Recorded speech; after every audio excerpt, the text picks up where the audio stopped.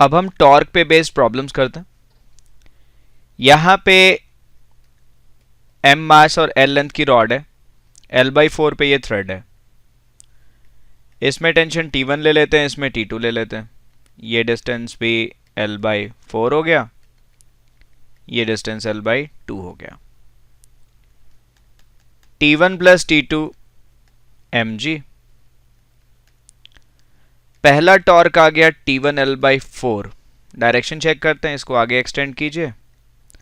Rule आपको पता ही है, क्लॉकवाइज जा रहे हैं इनसाइड। दूसरा टॉर्क चेक करते हैं, T2 l/2 because the shortest distance is l/2। Direction इस बार एंटी क्लॉकवाइज जा रहे हैं तो आउटसाइड आ गया। रॉड अगर बैलेंस्ड है तो इसका मतलब τ1 इक्वल्स टू τ2 होना चाहिए।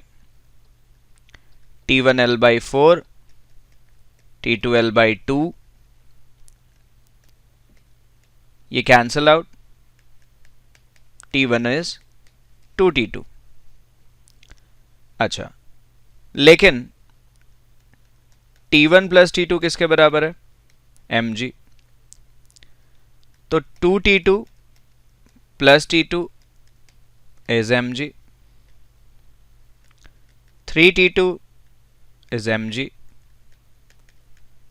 T2 is mg by 3, T1 is 2mg by 3। Notice कीजिए, फर्स्ट वाले जो नजदीक बंधा हुआ है उसमें टेंशन डबल आ रहा है as compare to corner.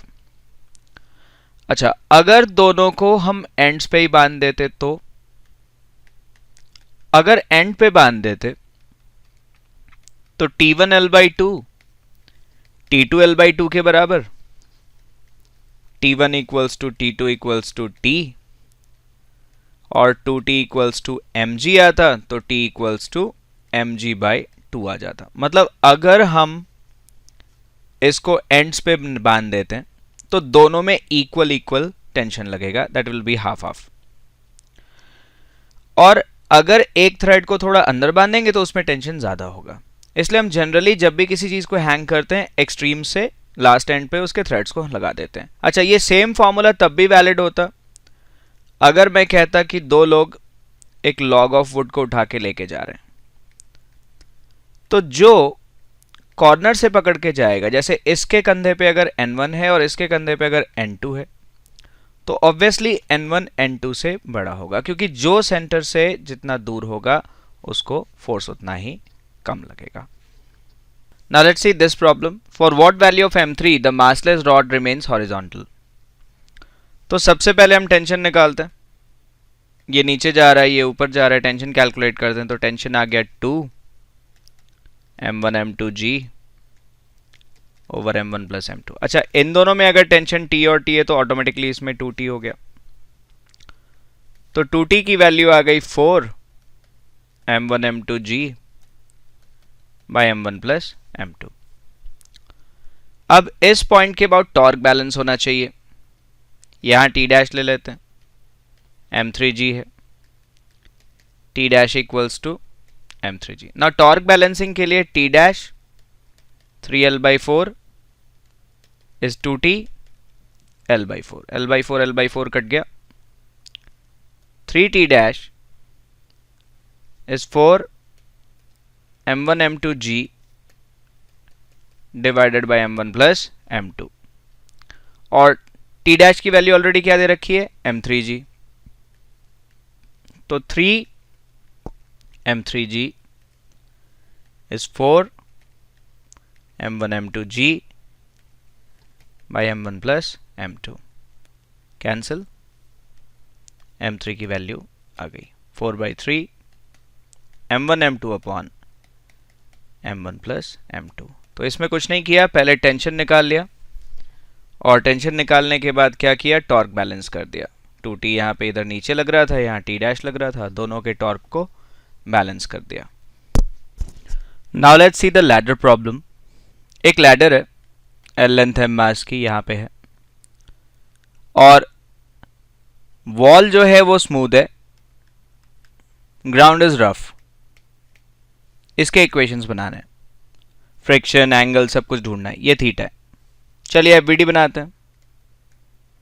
mg downwards, n1 इधर,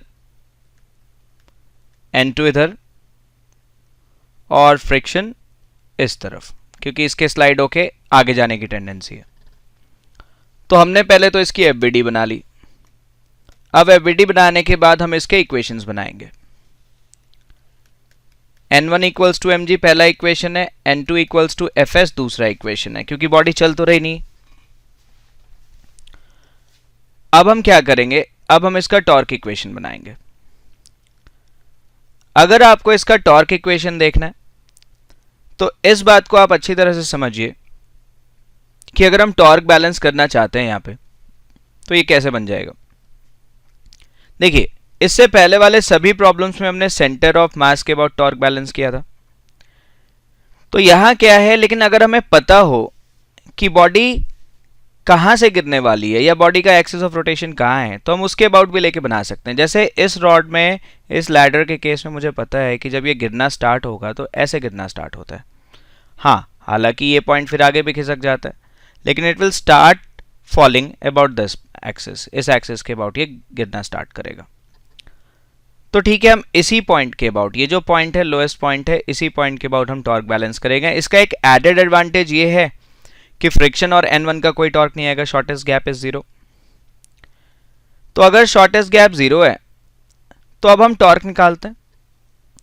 सबसे पहले हम mg का टॉर्क निकालेंगे। अगर हम mg का टॉर्क निकालते हैं, ये रहा mg, ये रहा थीटा, ये साइड रही l/2, ये l/2 cos थीटा, ये यहां से यहां तक l/2 sin थीटा। तो इसका shortest distance l/2 sin theta आ रहा है। अगर इसका shortest distance l/2 sin theta है तो पहला टॉर्क हो गया mg l/2 sin theta. What about the direction? तो अगर हम इसका डायरेक्शन चेक कर रहे हैं, अगर हम इसका डायरेक्शन चेक करें तो क्या बनेगा? इसको जब आप आगे एक्सटेंड करेंगे, ऐसे जाएंगे, तो you are going anti clockwise, direction of torque is this. अब हम सेकेंड टॉर्क की बात करेंगे। देखिए, चार फोर्सेस में से दो का तो कोई टॉर्क ही नहीं है, क्योंकि n1 और fs का शॉर्टेस्ट गैप 0 था। n2 वाले की बात करते हैं। n2 में ये आ गया आपका शॉर्टेस्ट गैप, ये थीटा है, ये l है, तो ऑटोमेटिकली ये भी थीटा होगा, ये l cos थीटा हो गया। सेकेंड टॉर्क हो गया n2 l cos theta. What about the direction of this torque? ठीक है, इसको आगे बढ़ाइए, n को इधर लाइए, ये देखिए इस बार आप क्लॉकवाइज जा रहे हैं, डायरेक्शन इनवर्ड।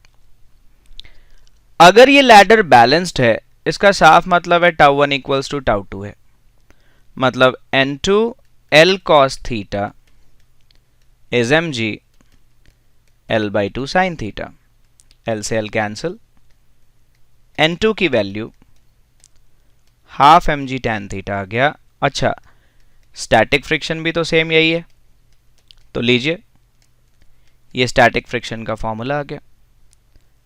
इस क्वेश्चन को कई बच्चे सोचते हैं कि ये सिर्फ फ्रिक्शन का टॉपिक है, लेकिन इसमें टॉर्क बैलेंसिंग के बिना आप बना नहीं सकते। तो यहां पे फ्रिक्शन की बात अगर हम कर रहे हैं तो friction turns out to be half mg tan theta. अच्छा, अगर मैं थीटा को इंक्रीज करूं तो अगर थीटा इंक्रीज होगा तो tan थीटा भी इंक्रीज होगा, tan थीटा इंक्रीज होगा तो fs भी इंक्रीज होगा। अगर मुझे थीटा मैक्सिमम चाहिए तो मुझे fs मैक्सिमम रखना पड़ेगा, fs मैक्सिमम इज fl। तो ठीक है, इसकी वैल्यू रख देते हैं, fs मैक्सिमम इज fl, इसकी वैल्यू रखते हैं। तो लीजिए, fl is half mg tan theta naught, where theta naught is the maximum angle, mu s n1 is half mg tan theta naught mu s mg, क्योंकि n1 की value mg थी, देखिए इस इक्वेशन को, तो mu s mg is half mg tan theta naught। mg से mg cut गया, tan theta naught is twice of mu s। Maximum theta अगर आपको चाहिए तो यहाँ tan इनवर्स 2 mu s है। देखिए, इसी में अगर वॉल के साथ, वॉल में भी फ्रिक्शन होगा तो आंसर चेंज हो जाएगा, और एंगल अगर वर्टिकल के साथ ना देके हॉरिजॉन्टल के साथ दे रखा हो तो भी हमारा आंसर चेंज हो जाएगा। तो जब ऐसे क्वेश्चन आए, इक्वेशन सॉल्व करके ही बनाना सबसे सही तरीका होता है। इसको एक क्विक रिकैप देखते हैं। लैडर था, बैलेंस था, पहले वेट बैलेंस किया, ये दो इक्वेशन आ गए। मैंने कहा ऐसे तो हम सेंटर ऑफ मास के अबाउट टॉर्क बैलेंस करते हैं, पर मुझे पता है कि ये यहां से घूमने वाला है, तो इस पॉइंट के अबाउट टॉर्क बैलेंस कर दिया। पहला टॉर्क mg का था, mg इंटू शॉर्टेस्ट गैप। दूसरा टॉर्क नॉर्मल रिएक्शन का था, normal reaction into shortest gap. दोनों की डायरेक्शंस ऑपोजिट थी, तभी तो कैंसिल होके जीरो हुआ। तो जैसे ही कैंसिल होके जीरो हुआ, यहां से हमने पहले n2 की वैल्यू कैलकुलेट कर ली, और n2 की वैल्यू कैलकुलेट करने के बाद हमने क्या देखा, n2 is already equal to fs, तो fs की वैल्यू भी आ गई। तो ग्राउंड से इस पे जो फ्रिक्शन लग रहा है, इतना फ्रिक्शन लग रहा है। फिर हमने चेक किया कि अगर हम थीटा बढ़ाएंगे तो क्या होगा, टैन थीटा भी बढ़ेगा, और अगर टैन थीटा बढ़ेगा तो फ्रिक्शन की वैल्यू भी बढ़ेगी। मैक्सिमम के लिए मैक्सिमम फ्रिक्शन ले लिया, maximum friction is μsn1, μsn1 is half mg tan theta naught. तो यहां से अगर हम इसको देखेंगे तो μsmg is half mg tan theta naught, tan theta naught is 2 μs, theta naught is tan inverse 2 μs। इस प्रॉब्लम को देखते हैं, कहता है which is the safest way to support the rod, which is the safest way to support the rod. तो यहां ऐसा है, आप पहले एक जनरल इक्वेशन बना लीजिए। ये हमें पक्का पता है कि रॉड इस पॉइंट के अबाउट रोटेट करेगा, mg downwards, let this be theta, ये थीटा, तो ये l/2 है ना, ये थीटा, तो ये आपका l/2 साइन थीटा हो गया। तो पहला टॉर्क हो गया mg l/2 साइन थीटा, और अगर आप इसकी डायरेक्शन चेक करेंगे, क्लॉकवाइज आ रहे हैं, इनवर्ड्स आ गया। मान लीजिए थ्रेड यहां बांध दिया h पे, तो दूसरा टॉर्क हो गया th। डायरेक्शन कहां आई, तो पहला टॉर्क हो गया mg l/2, दूसरा टॉर्क हो गया th की डायरेक्शन अगर आप देखेंगे आउटसाइड है। बैलेंस्ड होने के लिए th should be equal to mg l/2 sine theta. तो यहां से अगर आप सिर्फ t निकालेंगे तो mg l sine theta by 2h आ रहा है, जो क्लियरली शो कर रहा है कि h जितना बड़ा होगा टेंशन उतना छोटा। सेफेस्ट तो हम उसे मानेंगे ना जिस केस में टेंशन इन द थ्रेड सबसे कम है, क्योंकि टेंशन इन द थ्रेड सबसे कम है तो टूटने के चांसेस भी सबसे कम होंगे। तो यहां पे क्या हो जाएगा कि अगर आप चाहते हैं कि सबसे कम टेंशन हो, या बेस्ट वे हो, या सेफेस्ट वे हो, तो obviously D is the correct answer. जितना ऊपर से हम उसको बांधेंगे टेंशन वहां पे उतना ही कम आएगा।